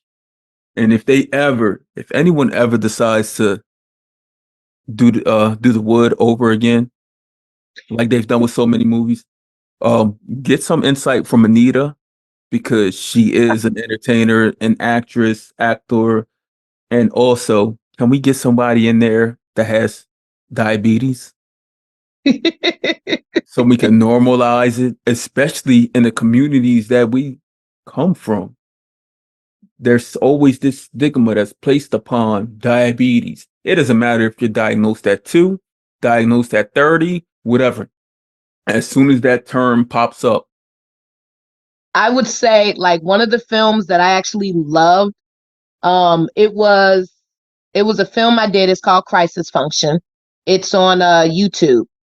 Nathan Brendan Masters, Time Code Mechanics, is behind it. And I've done films with Nathan before. And I remember when he asked me to do this film. Nathan is a teacher, or was a teacher. I don't know if he still teaches now, but he taught film. And you know how sometimes you give an assignment to your students, but you don't really know if it's possible until you do it. So Nathan said he used to tell his students, you got to film a movie in this many days and stuff like that. So he said, I want to do an action film, and I want to see if it's possible to film it in 5 days. He was like, because he gives that assignment to his students often. So I was like, well, damn, 5? I said, a feature? He was like, yeah. So he was like, so I want you to be the lead and everything. He was like, but it's an action film. And I was on injections when we did our first film. So now I was on an insulin pump. And I was like, okay, just a heads up, I'm on an insulin pump.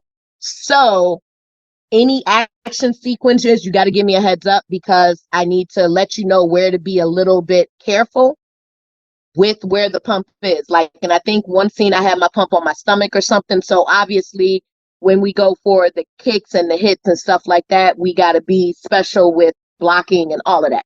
I do a lot of the fight choreography and stuff. Like, I like to do stunts and stuff myself. So, so he was like, okay, cool.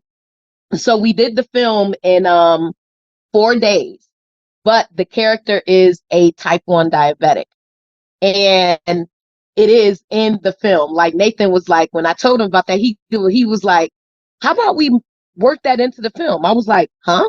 He was like, why don't we make that a part of the film? Your character being a diabetic. And I was like, okay, I really need to know how you going to work this in the film.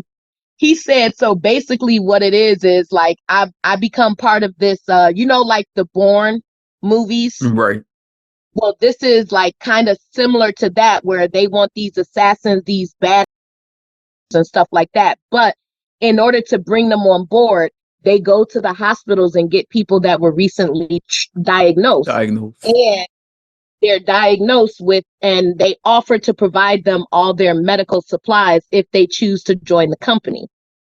So, as a recently diagnosed diabetic, like, wait a minute, I ain't got to buy my insulin, I ain't got to buy this, I ain't got to do this, I ain't got to do that. All I got to do is join your company. Yeah, let's go. But But during the first film, it turns out it wasn't insulin they were giving me. What they were giving me was stuff that controlled me. And so, you know how when you have your hypos and you black out, mhm, I was going through those blackouts, but I thought they were connected to to my you. hypos, Mhm. not to the medication that was being put into my body to control me.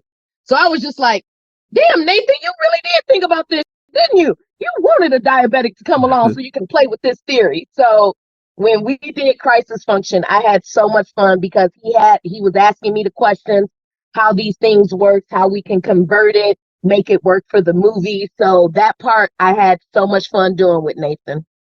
So if when I do go and look at this film, Crisis Function, which is on YouTube, everyone who's listening, go look at this, support our community, support Anita, support Nathan. Um, I'm not going to get any of those things that when we look at movies such as like Panic Room and things where we're like, No, why are no, they giving this person insulin when they're having a no, hypo? no. Not at Okay. all. Because Not at all. representation truly matters. Yes. And it was done. I give Nathan credit because he asked me, so what if I wanted to do this? How would I be able to do this and everything? I was like, okay, well, no, you wouldn't do it like this. It would be like this.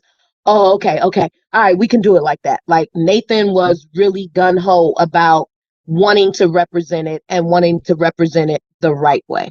So that was the fun part. I'm going to have to make sure I reach out to Nathan to let him know that Anita Nicole Brown needs some production credits on this film. Oh, I actually got them. I do have Okay. them on All right. IMDb. I do. Okay. Look. I was making sure I wrote it down. Oh no, Nathan did. As soon as Nathan went in and he put it on IMDb, all of that. So yeah, he made sure.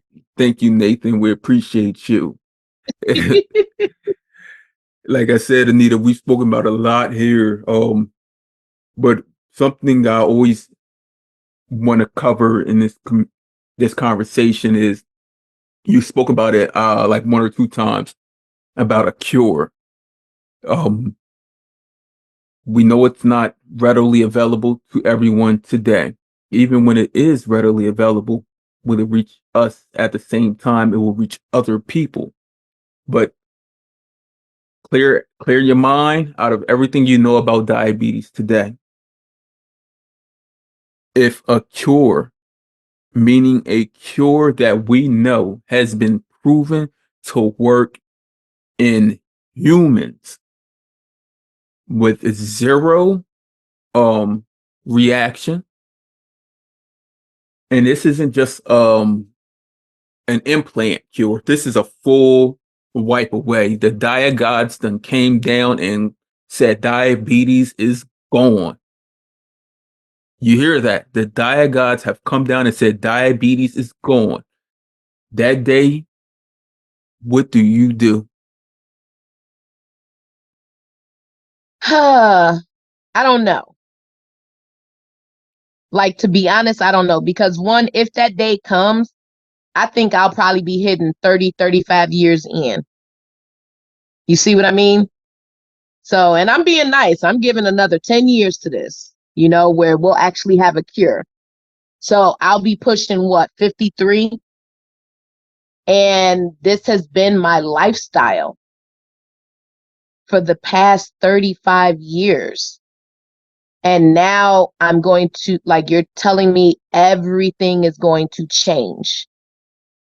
I don't know how at that age, if I would be open to a complete change, or would I be one of those people that's stuck in, well, this has been my life for so long. Why would I change it? You see what I'm like? I don't Uh, know what road I would take at I that understand age. because it would be more than even addiction. You know, when people are facing addiction, like they don't even realize like that they the need that they have for these things. It's like it becomes a part of them. But with diabetes, um, it's not even just a part of us, it is us. We can't move without it. So on that And day, even then, like even if like, and then my other question is like in another 10 years. So what if I do have more onset complications due to my life with diabetes? Would this cure automatically wipe them out? the cure doesn't wipe out the things that have already occurred. But and Just like, so now it's like even if mhm, I do get a cure, I'm still stuck with all these complications that I encountered in my 35-year history at that right. time. So mentally, Really, mentally, it will truly affect you. Like diabetes. This is because of because I'm still diabetes. living with the conflicts that I encountered during it. Like we both have adhesive cap, like we both have the frozen shoulders. Mhm. So that ain't gonna go away. So even if I do get a cure, I still got this reminder like, hey, I was diabetes. You remember when you had me? Oh yeah, I know you do. Like you see, like it's still gonna be there. So I don't know in the next 10 years, am I gonna have even more that came on because of diabetes? Because And of the even with the previous cure, years. exactly. You see what I mean? And even with the cure, these things are still going to be here. I'm still going to be treating something that was given to me due to my battle with diabetes. Right. You see what I mean? So, You'll like, honestly, forever have that reminder that yep. diabetes was or is here. But as I tell people, if I'm given just one day without diabetes, um, the first thing I probably would do is I if a cure was there, I'd probably just drop down and just give thanks because it's like I truly wouldn't be able to fully comprehend like the notion that I don't have diabetes because it is so much in my repertoire of just being who I am, being able to hold this conversation, the relationships I've built. Um, when I met my wife, the first conversation we had on the phone for like, you remember back in those days, like this was, I don't like 14 years ago or so, and we were on the phone all night. And one of the first things I let her know was that I have type 1 diabetes. So she has never known me without diabetes. My children who are 15, 13, Yeah. and 10 have never known me without diabetes. I have nieces that are like 21. They've never known me without diabetes. Like, so it will be a great change. And at the same time, I know the burden that diabetes has placed upon me.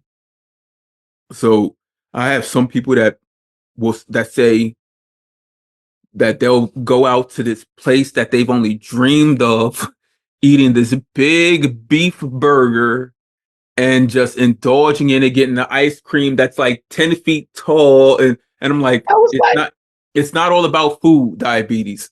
no, but it's not even that. Like, I do that now. Mhm. Like, there ain't a damn thing I don't eat, drink, whatever now. And I am a diabetic. Come on, Right, y'all. right. So for me, I told them, I said, other than getting down on my knees and just thanking like the diet gods and everyone, the spirit, the ancestors for gifting me this cure. But I don't gotta take my diabetes bag with me. Like I don't gotta take, that extra with me.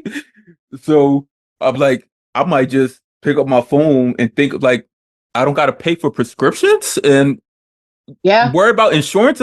I said, hold on, let me book this flight. Let me book this flight with no bags, no extra clothing. and just hop on the flight and just go Well, to I do where. still have a prescription that I'd still have to pay for. Mhm.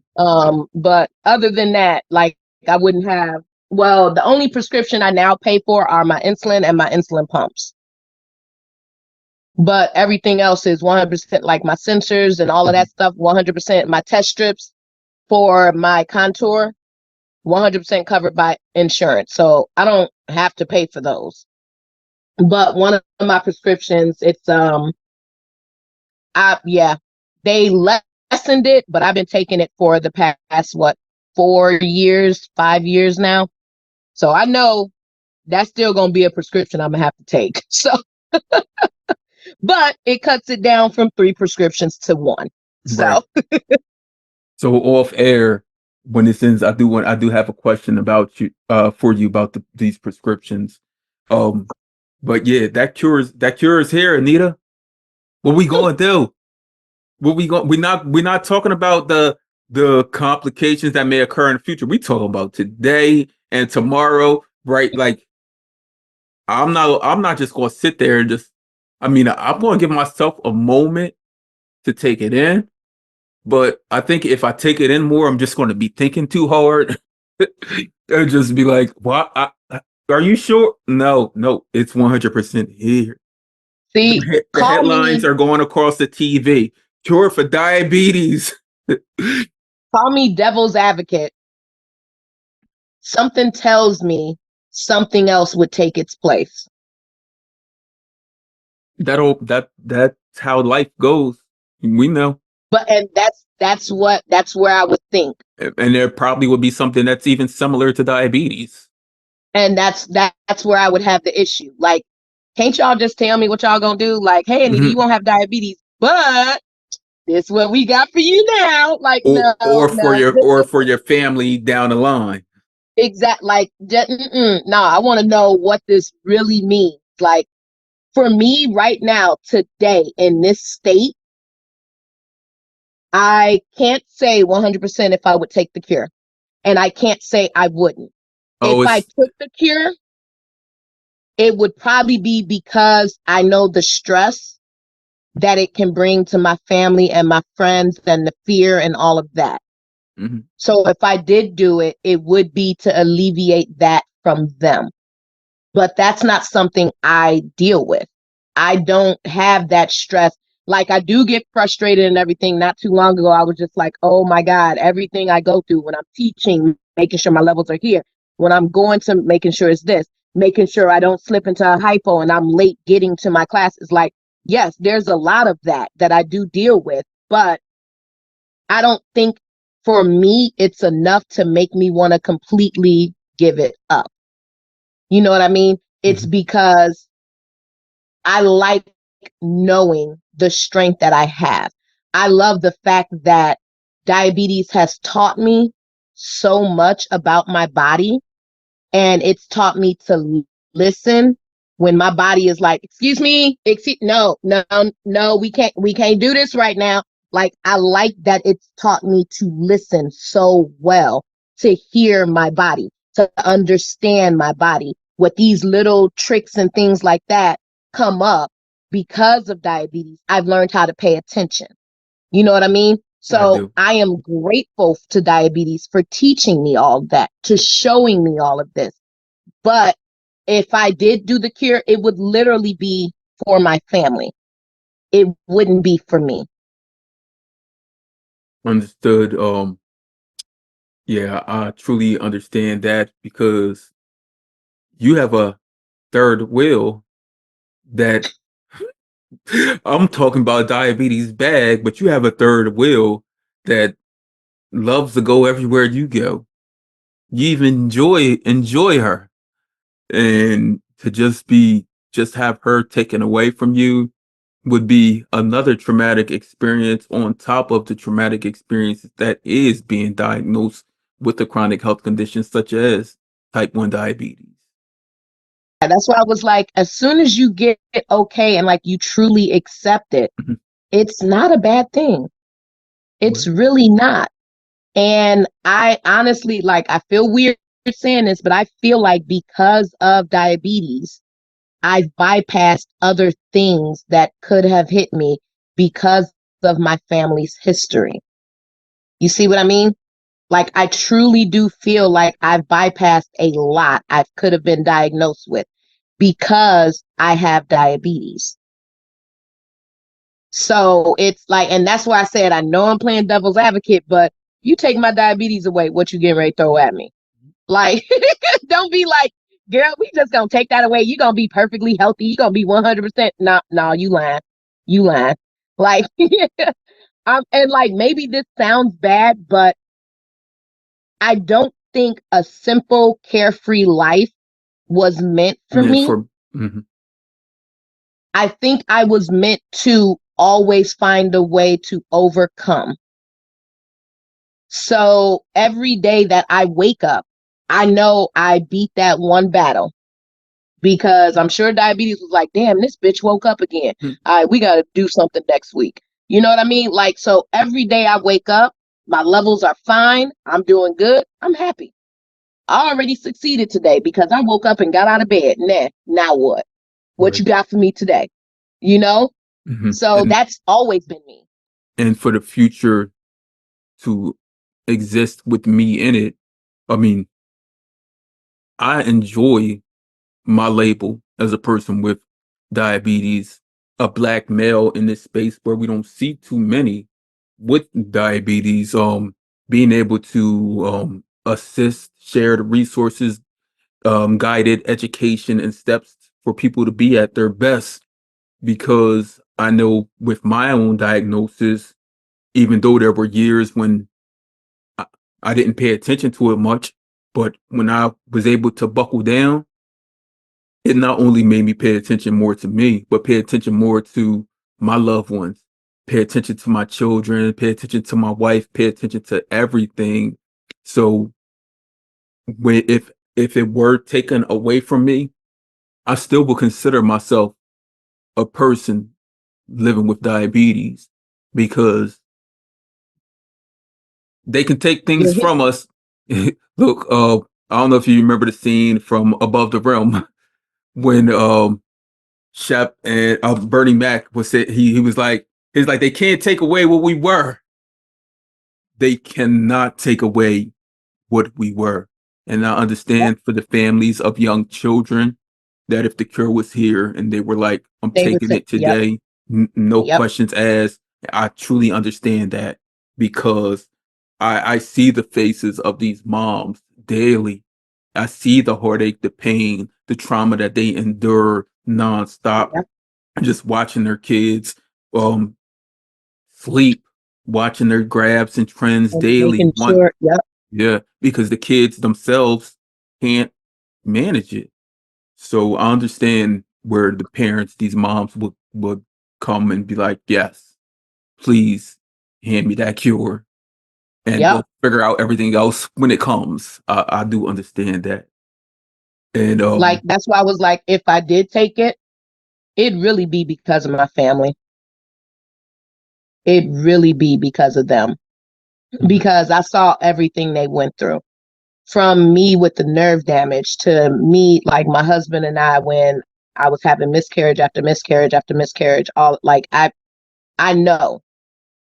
But even if I do get the cure, I still can't have kids. Diabetes has already eliminated that mhm, option from me. You see what I mean? Like, that's the whole understood. point. Like, even with the cure, it doesn't change. Right. And it also may bring to you like, why now? Why couldn't Right. you have done this 15 years ago for me while I was able to still be able to Well, do the I couldn't have kids. Like, I should have been diagnosed in eighth grade. Didn't get diagnosed till senior year of high right? school. I remember my OB-GYN was telling me, like, when I turned 18, started seeing one regularly, they said one of the side effects, they said, we can't guarantee it. We don't know because I was still a virgin. I know, shocking, right? Hmm. Um, Not at all. I was a virgin until I was like 20 something years old, like 21 or whatever. Like, trust me, it took a while. I was like, nah, you ain't worthy of this. No, I'm just kidding. I wasn't that bougie, but just a little Right. bit. Um, but my OB-GYN was like, it is a possibility you may not be able to conceive or carry. We won't know until you get to Mhm. that point. So when I was pregnant the first time, I was like, oh, I'm pregnant. And then literally a blink of an eye, it was gone. I was like, okay, well, that was trial one. Second time, same thing. I think by the last pregnancy, and you know how they say if you just get to the 12 weeks, Mhm. That you're you're good. safe. Like, right, 11 and a half weeks, nothing. So I was just like, yeah, so this wasn't meant to be. And even my OB-GYN was like, what do you want to do? They was like, because the benefit is we thought you wouldn't be able to conceive, but you can. They was like, but it's just a matter of can you carry? Carry. And right, which they said it was a possibility of both. Either I wouldn't be able to conceive or I wouldn't be able to carry. They said they wouldn't know until I got to that stage in my life. And so now we know I can conceive. I just can't carry. And my doctors asked me what I wanted to do next. And I said, after 6 miscarriages, I said, no. I was like, I can't put myself through this for another time. And I said, because right now I've rebounded pretty well and amazingly so. I said, I cannot promise if this happened for a seventh time, I would be able to rebound the way I have in the past. And I said, so I just want to eliminate that option altogether. And so I have like the Paragar IUD in and everything now. So not even going to take the risk. But, it's removable. So it is still possible. But Possible. right now, I can't guarantee it. And for my mental health, I'm not even going to put myself through that. But that's again a side effect of the diabetes. It won't be cured because I get cured of diabetes. That Mhm. it's not a guarantee I'll ever be able to have kids. So, Right. You can't cure what has already occurred. yep. All of the entire timeline dating back to 1998 when you were this carefree child that just wanted to be the best in her class. Probably, I'm trying to think of things that occurred in 1998. Look, you were probably self choreographing like Usher My Way videos. And look, yeah, like things things were so in place for you at that time. And to remove diabetes, you can't reverse that time and alter anything. Because if you alter anything, it's going to change who the person I'm sitting here having this conversation with Yep. today. And I truly enjoy, as I said, the light that you've been able to shine in this community. Anita, before this session ends, is there anything that we didn't cover or anything you want to speak about? I just want to say we really do need to work better at coming together. I'm not talking about like the organizations like Organizations. no disrespect, like JDRF, Beyond Type 1, Omnipod, Tandem, blah, yeah. No, I'm not talking about them. I'm talking about us not relying on them, us being here for us. And I mean all of us. You know what I mean? Not just when it can benefit you, being here for us as a whole, you Intentionally. know, intentionally, not because, oh, well, I think I might be able to do something to help myself. Yeah, let me go on and support that. No, no. We have to stand together with each other, especially being people of color with diabetes, but also just being people with diabetes, type 1 diabetes, type 2 diabetes. It really don't bother me. I'm sorry, no disrespect for the type 2s and everybody else, but I am a hardcore type 1. Like, I'm sorry. I wear that as a badge, but we do need to just be there for each other. And we're not. I would love to see us doing something as our Black type ones, but I would Well, love for us to do something on An- Juneteenth. Anita, you just let me know where the cookout is, and I will be there. Look, even if that means, look, I've told someone recently because they're talking about organizing something in whatever location they're in. I said, if we're all across, even across the world, even across the US, Hmm. in different locations, if we can join with our people in a community setting, like at a park, and just enjoy life, and then we can have it streamed live to where all these different sections, like me, I'm in the northeast, you in the Midwest, like someone in the West Coast, someone down south, and we can stream that live and just celebrate life. Like we can do Hmm. this. Why can't we put it on a big projection screen? Every location has the big projection screen where we can see everyone and communicate with everyone, and we're just having fun. Let's do it. Right. Like for Black History Month next year, I would love us to showcase everything like what this actually means to us. Do you know what the yellow stands for? In the Pan American flag, enlighten me. It comes from like I don't want to say took it, but it was taken from like the Ethiopian flag with their Right. gold in there, the Gold. gold, the yellow in theirs. And it's for hope, optimism, things like that, for what is to come, what we hope to bring. And I was just like, initially, I thought it was always red, black, and green. And I said, I didn't realize gold was supposed to be in it as well. Right. And that is the Pan American flag for Black Right. History Month. That's why when you see it, you see that gold in everything. Like you see the red, black, green, and you also see that See the gold. gold. That is what that gold is supposed to be for. That's why when I went and got my hair braided, I made sure we had that gold, that yellow in my hair, because that is what it's for. It's for the hope. It's for the justice, for the optimism, for what we hope to bring just by being who we are. And I'm like, I don't think we know this, because maybe if we did, maybe Black History Month would mean a lot more in how we hope to evolve and how we hope to come together moving forward from today. So that's what I want. I would love us speaking out what it meant to be a person of color in the United States, celebrating Black History Month, and how we're going to utilize and showcase those colors every single day. You Right. know? And as you just said, I know a person like Marcus Garvey because I spoke about Dr. King. I even spoke about Mm-hmm. Brother Malcolm, but Marcus Garvey, his big thing was hope for our Yep. people, liberation for our people. And you are given that hope as well, Anita.